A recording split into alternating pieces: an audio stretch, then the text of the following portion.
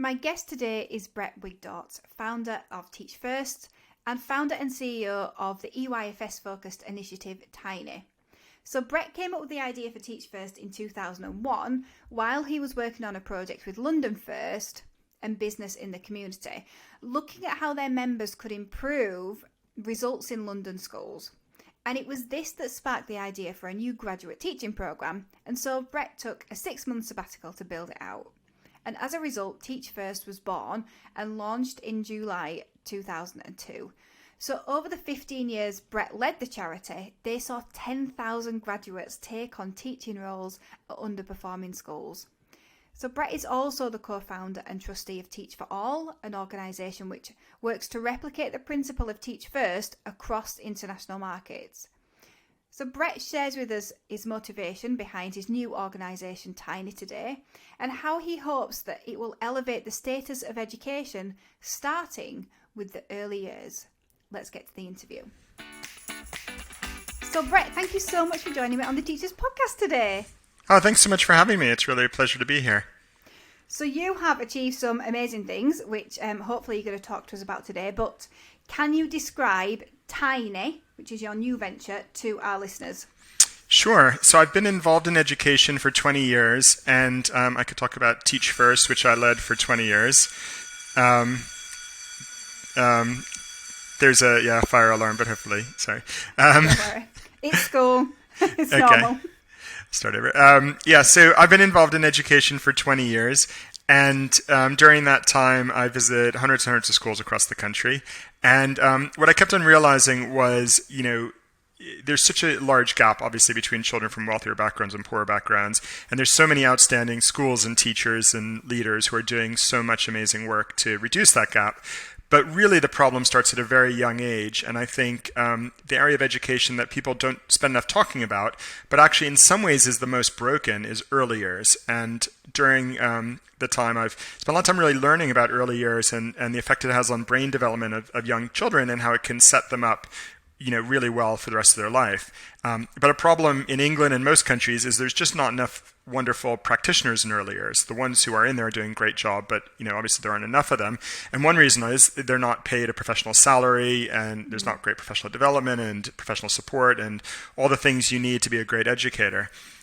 So what Tiney is a childminding agency legally, but what we're trying to do is reimagine childminding for the 2020s. We're using tech and we're using really modern education methods to build a new cohort of wonderful early years educators who can work from their homes. We provide all the business support, all the networks, all the wonderful community EYFS activities for them to do, all the support for parents and everything, so that they can make a good professional salary, have a really great job, and have it fit around their own home lives and their own children if they do have their own children.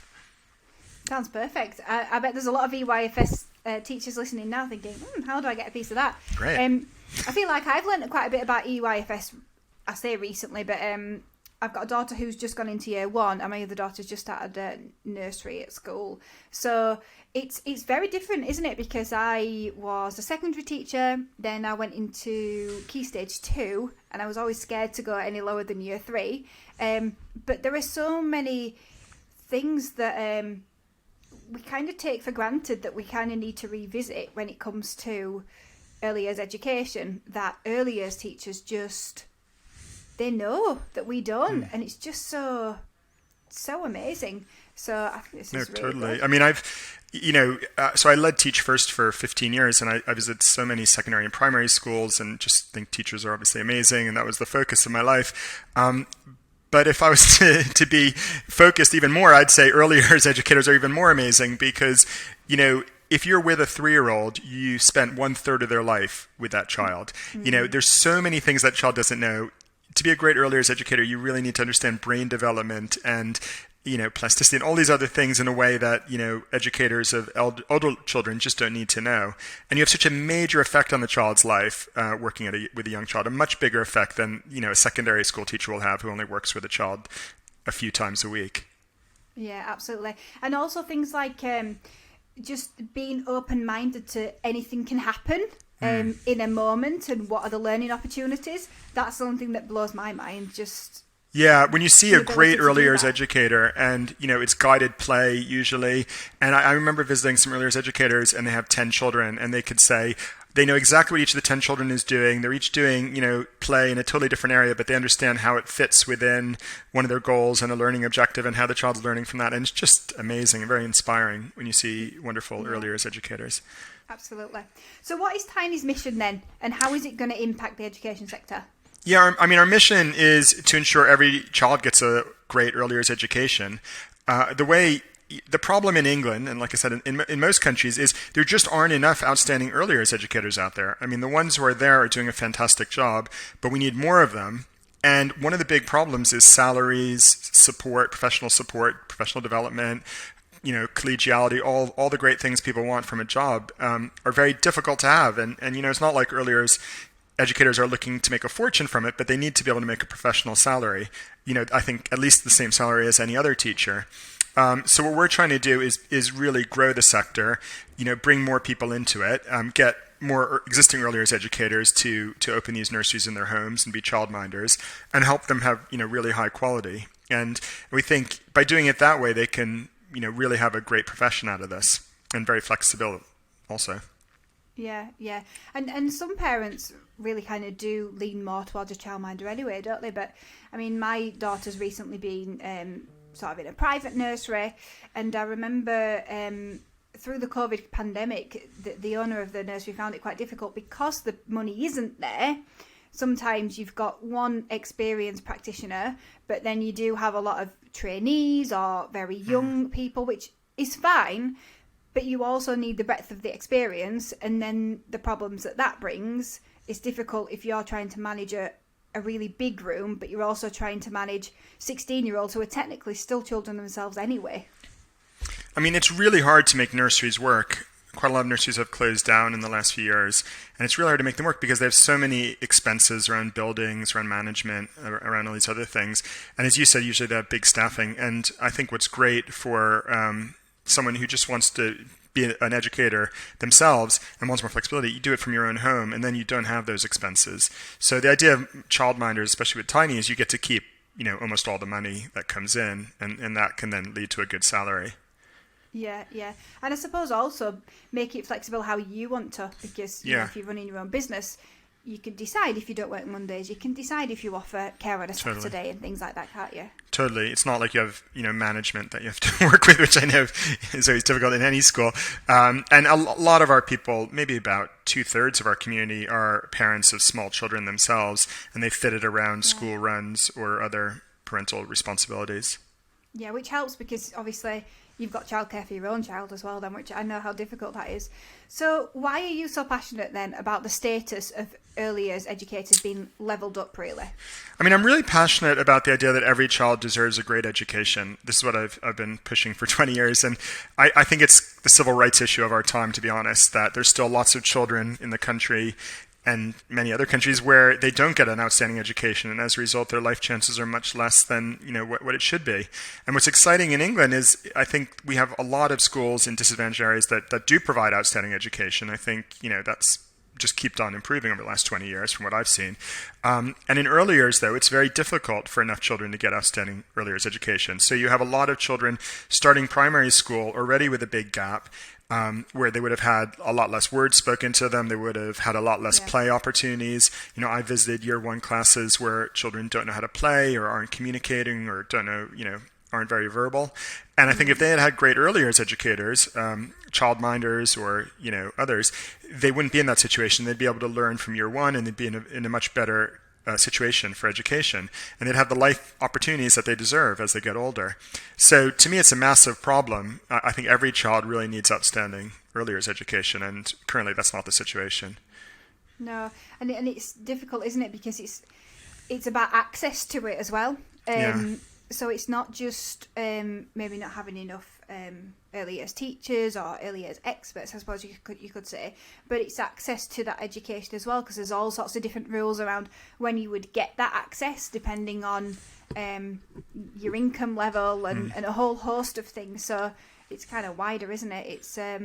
It's tricky to navigate, and you can see how children end up at such differing starting points when they start reception. Yeah, absolutely. I mean, what's good about childminders is, they're eligible for the 15 or 30 hours, which isn't fantastic. I mean, the government's recently raised it a bit, which is good. But at least they're eligible for that. And they're broadly the most affordable type of childcare out there, childminders. They're a lot more affordable than nannies or a lot of private nurseries or things like that. So while they're still probably priced out of some parents, which is problematic, hopefully between the 15 or 30 free hours that parents are eligible for and the fact that they are relatively affordable compared to other childcare, most parents can afford a tiny home nursery. Yeah, oh yeah, absolutely. I'm talking more about, so when my eldest was able to go to school nursery, she was supposed to get 30 hours, but they could only offer 15. Yeah. So sometimes it's that kind of access, not necessarily the financial access, but the access that is available in that area. And I remember thinking, hang on a minute, so you're taking more children in nursery because they were filling like the afternoon and the morning slots than you're going to be able to have in reception. So some children aren't going to get in. So it's that kind of issue as well, isn't it? Like making sure that we've got enough spaces, I think. Yeah, I mean, it's the big problem is, again, that gets back to there's just not enough great practitioners out there, early years educators. So, I mean, parents really struggle to find good early years care near them in education. I mean, what we've seen with our nurseries is they fill up really quick. It's not a problem finding parents for the most part, or because I think parents are so desperate for this sort of service, and it's just getting more open. It's just, as you said, like more nurseries, more childminders. I think there's just a real shortage. Yeah. So where up and down the country are your nurseries then? So currently we're in Greater London and the Southeast, and we've just opened in Greater Manchester this week, which is really exciting. Just was there in snowy Manchester. And we're looking to go national in the next 12 months. So, those are the two areas where we are right now. We're, in Brighton and the wider Southeast, but we should be everywhere in the country in the coming year. Really exciting, really exciting. Okay, so if you're a teacher listening, and you're thinking, this is interesting, I'm in early years, I'm interested in this, what 3 actionable steps can you share for any teachers wanting to work in the early years sector? Yeah, I mean, the first thing I'd say, come to our website, tiney.co, because, like I said, we're not struggling to find parents. We're struggling to find great educators to open these nurseries. And, I just think, for the most part, community are really happy and loving it and, making good salary and just enjoying themselves, which is great. I'd say, for an early years educator, there's tons of stuff to read about early years education. We have a lot of stuff on our website. But, first of all, anyone who just thinks, oh, this is going to be an easy laugh, like I've been teaching in a school and teaching 3-year-olds will be much easier. Obviously, that's not true.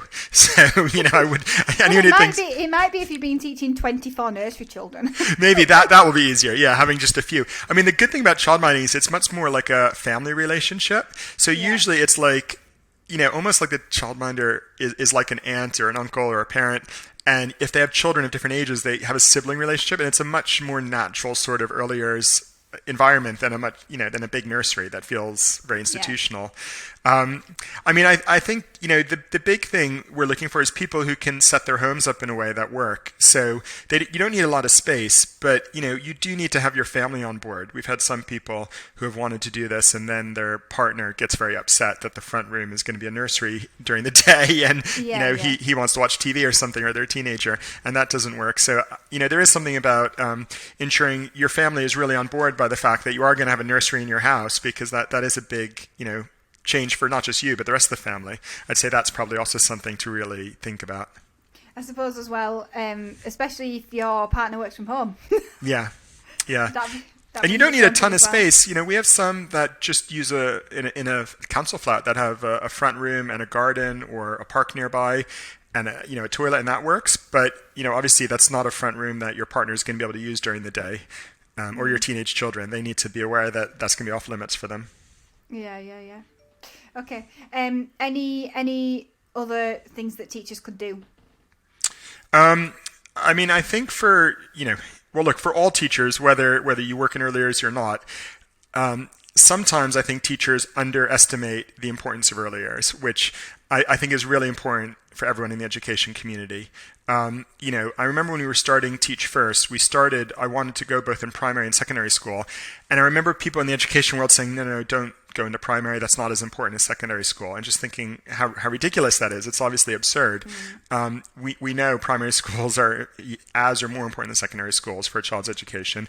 And it's the same with early years. I think early years is often underestimated its importance, and often teachers out there, think it's kind of playtime, when actually it's really an important, difficult part of child's educational journey. So I'm sure none of your listeners would be like this, because they're all very, serious educators who understand this. But I would just urge, every educator out there to really respect early years educators, and they're very important colleagues. So it would be something else I think you could do.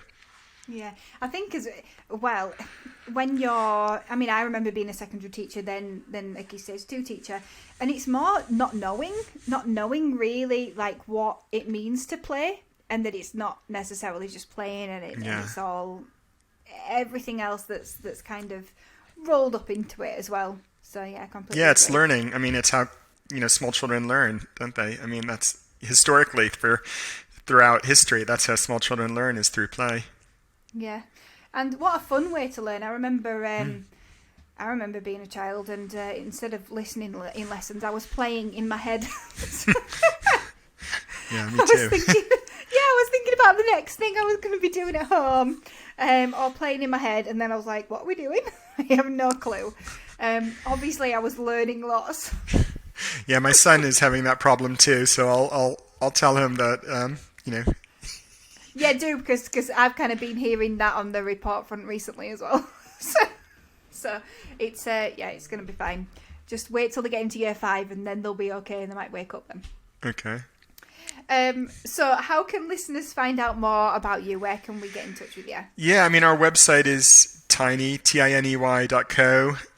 If anyone wants to get in touch with me direct, my email is just Brett, BRETT, @tiney.co. And yeah, we would love to hear from any of your listeners. We've had lots of great teachers who have opened home nurseries and are doing fantastic. Some of them who want to work more have assistants. Some of them are earning £80,000, £90,000 with assistants, and are building like proper bigger child minding settings in their homes. But then we have others who just want to work 20 or 30 hours a week, and just have a smaller setting. And yeah, we could make it work really well for anyone who has great education experience and wants to help teach small children in their homes. Yeah, when you said professional salary, you really did mean professional salary. Yeah, for people who are doing 30 hours a week and doing it on their own, they're usually earning around 40 grand, 30 to 40 grand, for 30 to 40 hours a week. But if you want to do it, and have assistants and, manage people and run a bigger thing in your home, it's pretty straightforward. What we know is there's tons of demand from parents. It's not hard finding the children or the parents. We know there's a lot out there that are looking for this. Yeah. Hopefully we're not going to cause a mass exodus from early years in schools right now. But no, I agree, it is needed. Something that I even think about is sometimes you just want ad hoc, a relationship to have ad hoc care as well, which I know that childminders can offer depending on how close they are to the school as well. Just when you have children in school, but that whole before thing and the after thing as well. Oh yeah, we have a lot. Yeah, most of our childminders do wraparound care too. So in addition to educating small children, they could also take care of older siblings, or even their own children, or get a relationship with the local primary school and take care of a few children, that way, in addition to the small children, and that's very common. Yeah.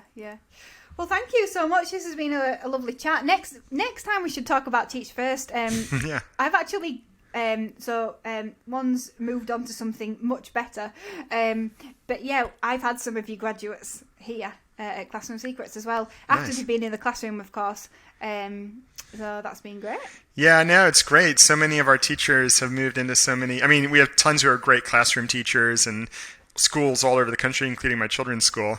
And then some are, head teachers doing all sorts of incredible things in education, which is just really cool and really exciting whenever I see that. Yeah. So well done on that as well. So Thanks. Next time we'll talk about that. But thank you so much.